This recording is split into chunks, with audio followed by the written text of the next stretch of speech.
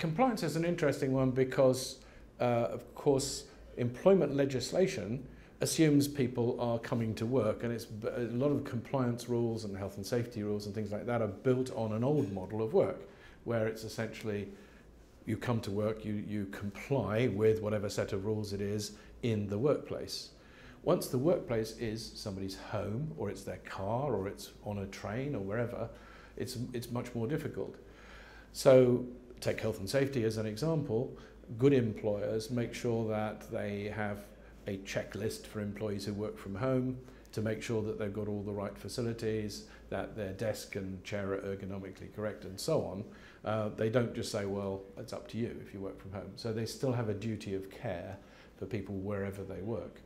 And a lot of employers now are worried about people using their phones in their cars, for example, or worse still, texting in cars and so on, and have quite strict rules about using when and where to use technology.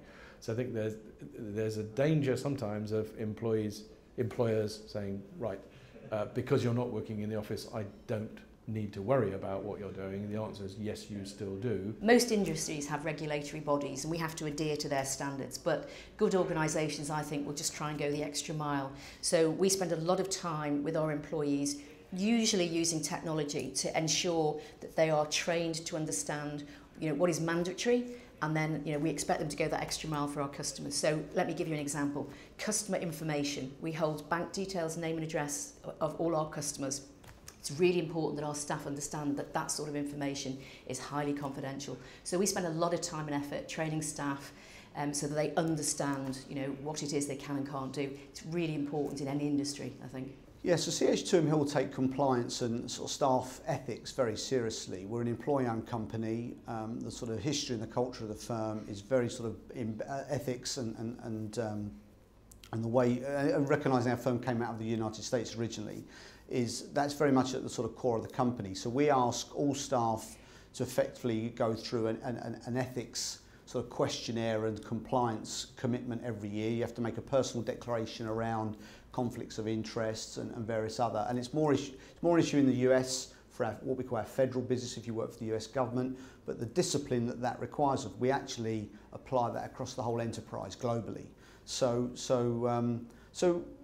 that's how we tend to manage it internally. Obviously, a lot of our clients require certain requirements of us in terms of the staff we employ and so forth. So that's it's a subject we take very seriously, and we've got sort of quite good mechanics internally to make sure that we remind people all the time through that engagement piece, but also through a more formal questionnaire and declaration I have to make every year that we remain on the right side of the compliance boundary.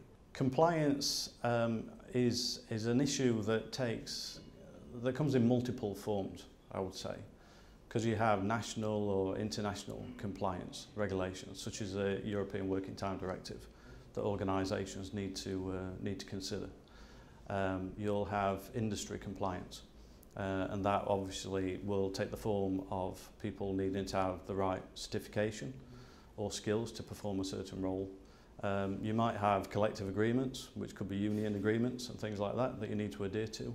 And you'll have, from kind of the organisational perspective, you'll have the service level agreements that you need to deliver against for your customers.